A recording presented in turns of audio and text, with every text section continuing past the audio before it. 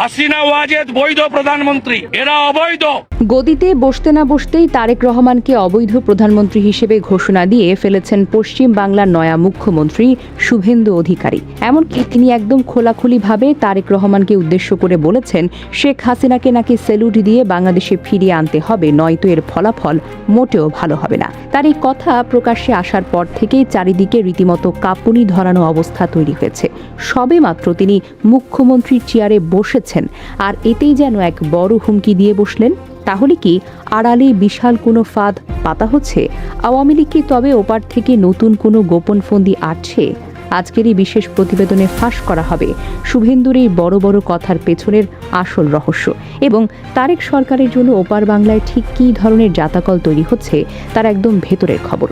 পশ্চিম বাংলার রাজনীতিতে এবার এমন এক সংকট বা এমন এক ভুলবদল ঘটেছে যা অনেকেই যেন স্বপ্নেও কল্পনা করতে পারেনি। টানা 15 বছরের পুরনো হিসেব নিকেশ চুকিয়ে গদিতে বসেছেন শুভেন্দু অধিকারী, কিন্তু তিনি চেয়ারে বসার আগেই যে বোমা ফাটিয়েছেন তা রীতিমতো সবার ঘাম ঝরিয়ে দিচ্ছে।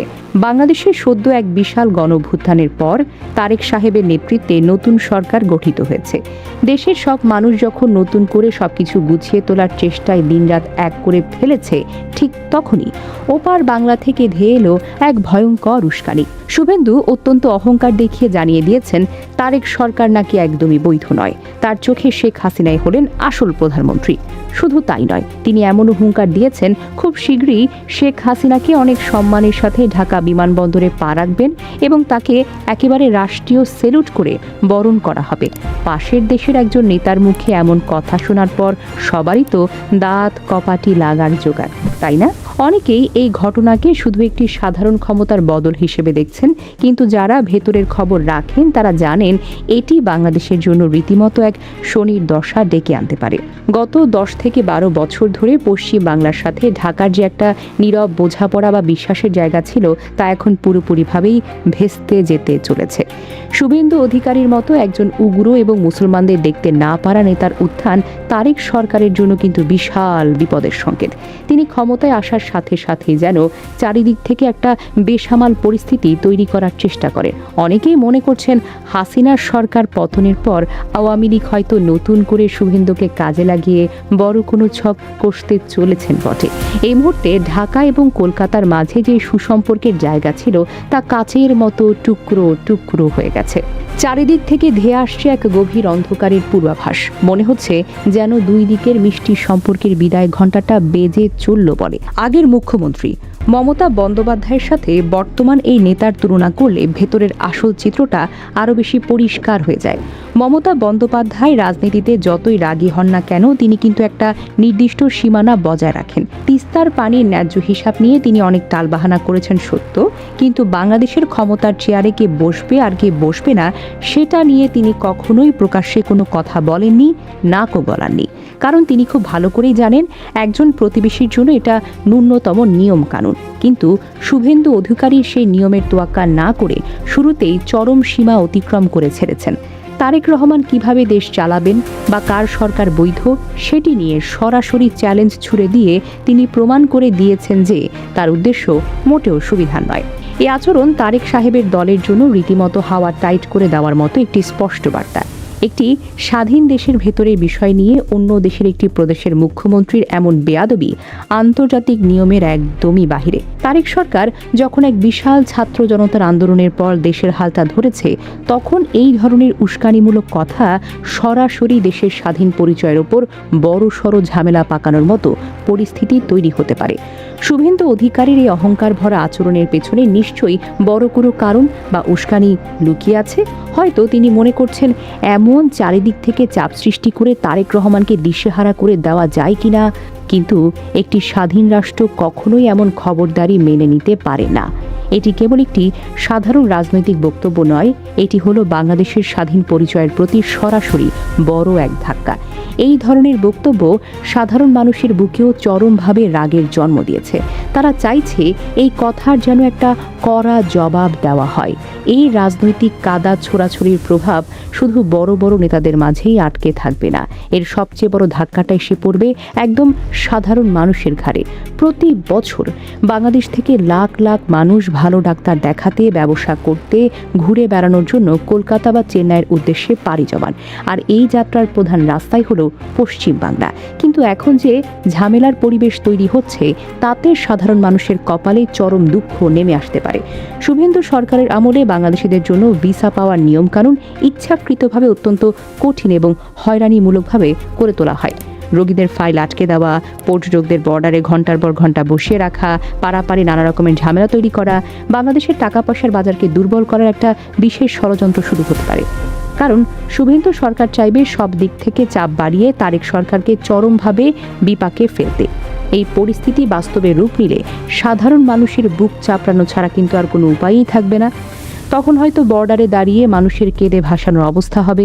ব্যবসা বাণিজ্যের ক্ষেত্রেও রীতিমতো খেল খতম হয়ে যাওয়ার মতো জোগাড় হতে হবে। সবচেয়ে বড় ভয়ের জায়গা হলো বর্ডার বা সীমান্তের পরিস্থিতি। বাংলাদেশের সবচেয়ে বড় এবং গুরুত্বপূর্ণ সীমান্তটি রয়েছে পশ্চিম বাংলার সাথেই।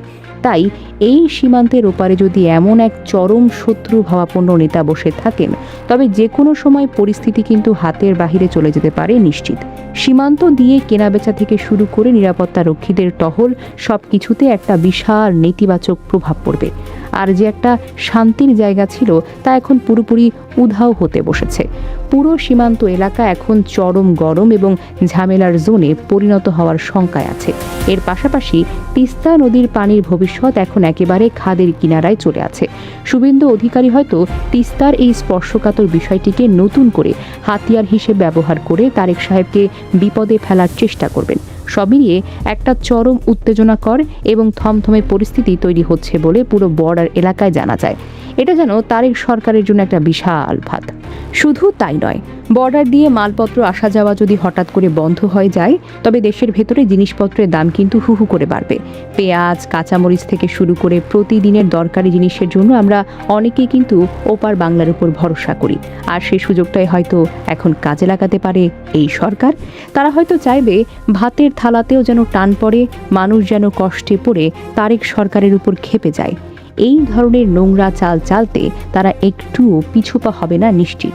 সাধারণ মানুষকে ভাতে মারার এই নতুন খেলা শুরু হলে পরিস্থিতি যে কতটা ভয়াবহ হতে পারে তা ভাবলেও তো গায়ে কাঁটা দিয়ে ওঠে। এটি কোনো সাধারণ ব্যাপার নয়, বরং মানুষের পেটে লাথি মারার একটি মারাত্মক চাল। আর এই গভীর ষড়যন্ত্রের শিকার হবে একদম খেটে খাওয়া সাধারণ মানুষগুলো। তাদের রোজগারের ব্যবস্থা বন্ধ হয়ে গেলে পুরো দেশকে একটা দম বন্ধ করা অবস্থায় ফেলে দেওয়ার মাস্টার প্ল্যান হয়তো ইতিমধ্যেই ভেতরে ভেতরে সাজানো হচ্ছে।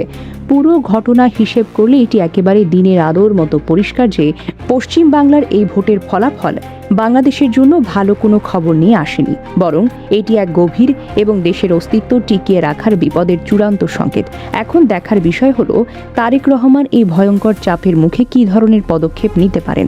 একদিকে আওয়ামী লীগের ফেলে যাওয়া জঞ্জালে পরিষ্কার করা, অন্যদিকে ওপার বাংলার এই নতুন মুখের বড় বড় কথা সামলানো। সব মিলিয়ে তারেক সরকারের জন্য সামনের দিনগুলো যে মোটেও সহজ হবে না তার বলার অপেক্ষা রাখে না।